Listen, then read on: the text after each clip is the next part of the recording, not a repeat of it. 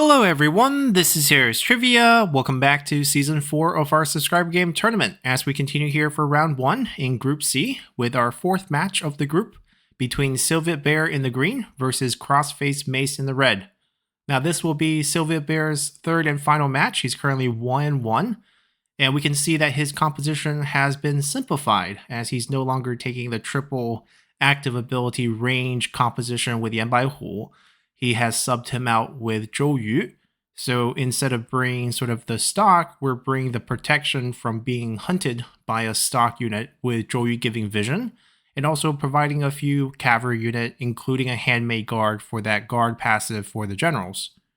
Then looking at Crossface Mace, who did lose his first match, he is going to be bringing the same composition with Liu Bei, Zhang Fei, and Zhang Liao, with the same units, and we'll see if he's able to pull off a good roar in this battle and keep his cavalry safe to utilize the advantage gained from that roar, as there are plenty of available units to get hit by that roar, even though Soviet Bear's comp does include a handful of unbreakable infantry. I think there are 6 infantry that are actually unbreakable across the Yellow Turban units, as well as that Defender of Empire pair on Huangfu Song. So let's see how this battle goes.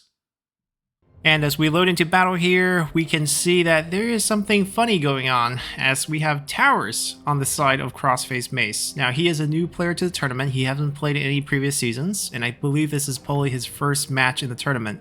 I get the save files in different time orders, so I don't know when they played which match, but it's pretty clear from his other matches where he didn't have these deployables that this is probably his first match in the tournament. And Soviet Bear, being a very welcoming veteran, told me that he was fine with this, and we're just going to go along with this setup.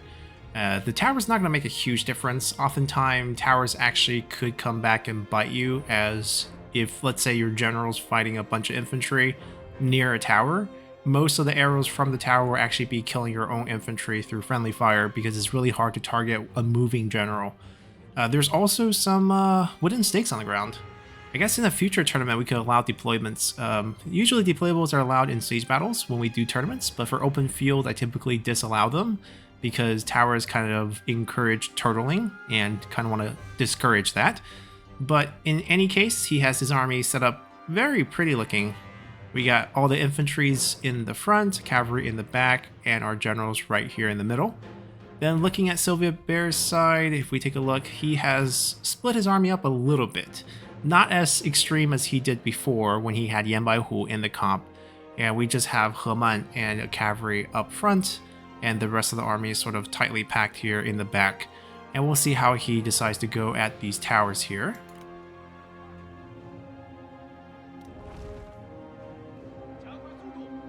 Now, because there's no other range unit on this side, you can easily just send a unit over and just capture these, even a general. The tower's not going to do too much damage if you just circle around, and once you capture it, it's really not a threat.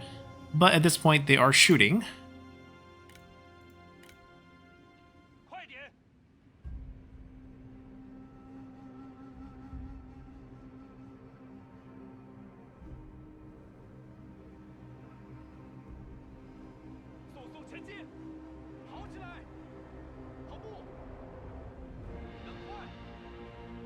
I guess we're just playing this, ignoring the towers completely. It will be a little bit of harassment, but in the forest should be okay. I don't expect a lot of casualties from them. You can see the few shots didn't land on He Man or the unit. He's taking the surprise attack, so he's making himself invisible for the next 60 seconds. Is he looking for a good hail of arrow? Wonder if he's going to target units, or is he going to target generals? Now, He Man's not unbreakable. So if Zhang Fei wants to go for a trade, the roar for just one general, that's an okay deal. But technically, only Zhou Yu's unbreakable. Zhang Fei running in the middle here and just roaring will do a lot of damage. But the cavalry needs to be in position to take advantage of that. Trying to find an angle. He's going for generals. Oh, range block chance come in clutch. Come in super clutch. Protected them perfectly.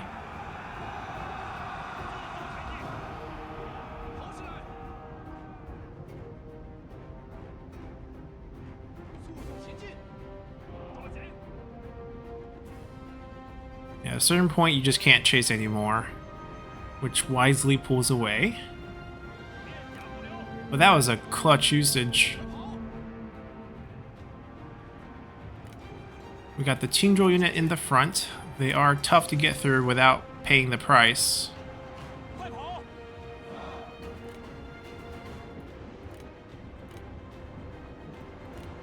Alright, Imperial Sword Guard seems to be the first one being sent up, along with the Defender of Empire.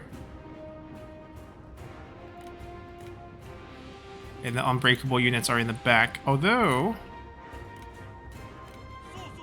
this Chanter should move up too. In terms of unit value, the game is giving Crossface Mace the advantage. You can see on the bar here, as well as the fact that the Resolve of the Righteous is not being activated at this point. Alright, so they're going to land their charge. Oh, no, they didn't get charge commands. Well, that's a waste. It's very high charge value. Okay, we got a very neat infantry line clashing. Laman's looking for another ability usage. Getting distracted by units right away. See if he can find an opening. It's going to be tough for him. Is the Chanter moving up? Okay, Chanter's moving up into rage. You can see the Chanter bonus is getting activated. 10% extra damage plus 10% extra armor is very useful. Oh, we got an active dismount by Laman, trying to lay some damage. The horses are kicking him around, so that is going to be trouble. Usually you want to do this when you have other unit support, or at least multiple generals, so you don't just get charged on repeatedly. Yeah, he can't even stand up straight. That's the problem.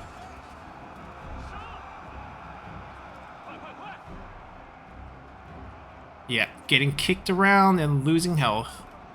Now, they are activating their misplaced devotion. They'll do a little damage back, and then they will get killed. The cavalry's coming in. I feel like Haman's just dying here. Yep, routing without doing anything. The dismounting tactic. Ooh, a wild circle around to go after the cavalry. Yeah, Handmaid Guard really wasn't used. The general's not fighting together. I think we've seen this multiple times with Sylvet Bear's army setups, where he's very disjointed. The micro is a little bit lacking. I think simplifying the composition is going to be a little bit better.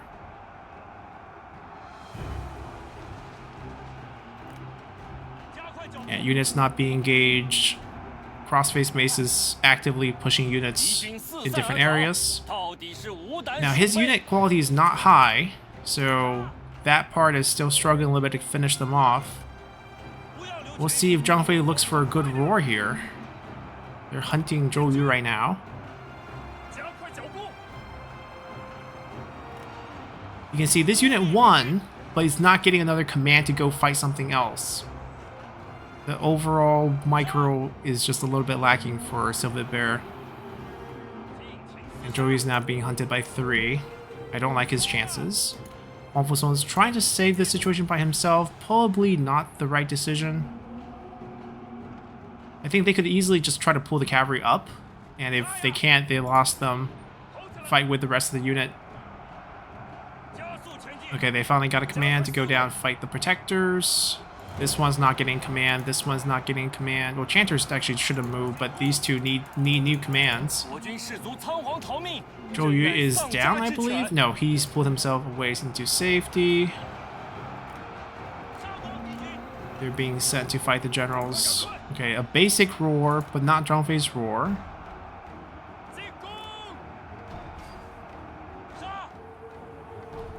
Massive damage.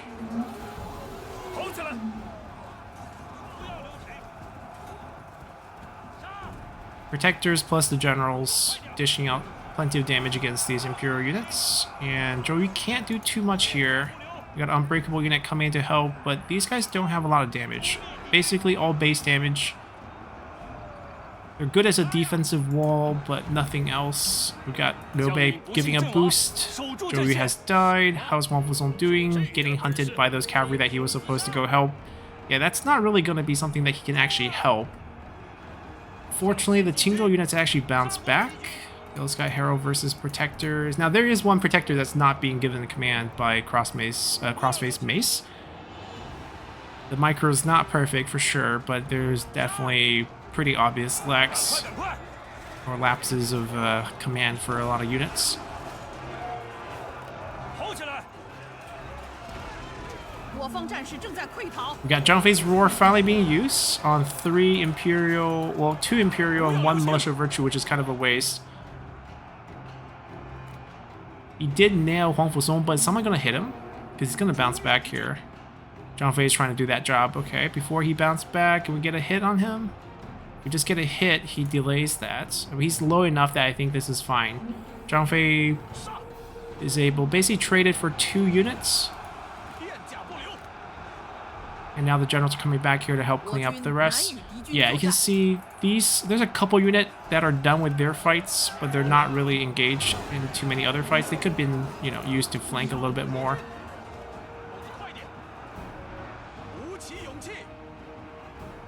So basically, as Crossface Mace finish up with the right flank, he can swing and flank from behind.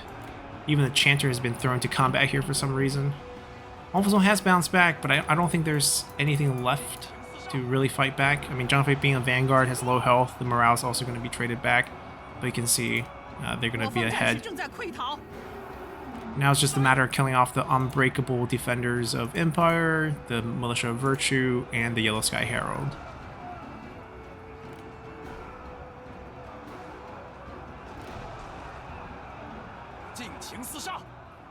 Alright, so that is done.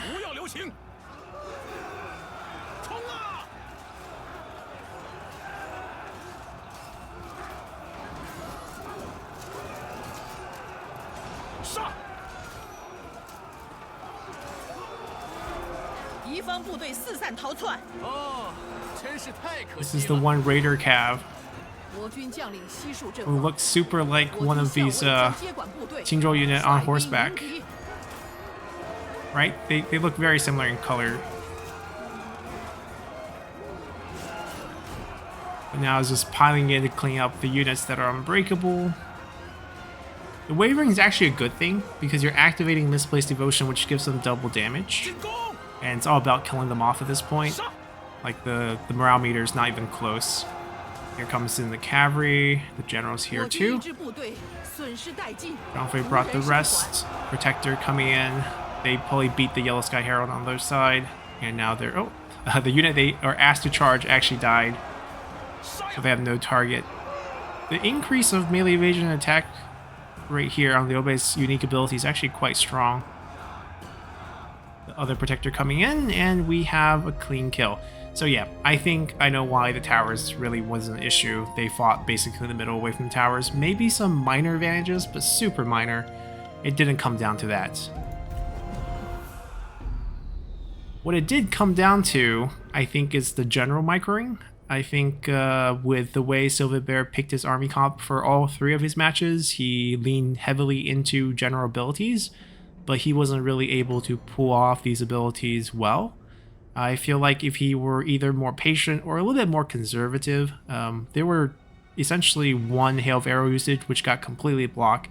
Excellent play by Obei's timely active of the blocking ability to give 100% range block chance. But aside from that, we have 2 sets. All generals should really go together. You get punished. This is not against the AI opponent who do not respond to you. Most players, especially if they have cavalry, if they have all infantry or if they have all crossbows in the match earlier against Beihai Butchers, that's a different story. But here, there's so many tools they can throw at you that I think, Zhou, you should at least gone up. Because what if Zhangfei just charges out and roar on you as a unit that can break? You will just lose that general far away from the rest of your infantry. Zhou Yu has, I believe, Stifling Deluge, which should protect the other general from active abilities. So they probably should have gone together, and in the case where they need to fight, the idea to dismount is nice, but if you're the only thing dismounted, and the enemy can just keep charging at you and sending infantry at you later on, you're just going to get killed. Aside from that, the units, Qingzhou units, very high value. You can see that they were going up against Imperials, even though they did not survive the initial shock. Their 30 seconds of double damage allowed them to dish out plenty of damage, and then when they routed, they still had enough to bounce back and cycle through another Misplaced Devotion to really rack up those kill counts. And if you compare them with the Imperial units, it's not really lacking at all.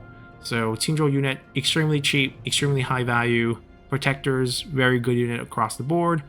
The Yellow Dragon got a few charges in, got their kills, and the rest was just grinding kills off of these unbreakable infantry, which is why the kill count looks higher on Crossface Mace at the very end here. Pretty good battle. Now with one win, Sylvia Bear has a chance in the group as a third place finisher. Crossface Mace is also going to be having at least one win. He still has one more match. So we might get a tiebreaker scenario in this group, and we'll just have to see what happens with the 2 remaining matches. So until then, bye!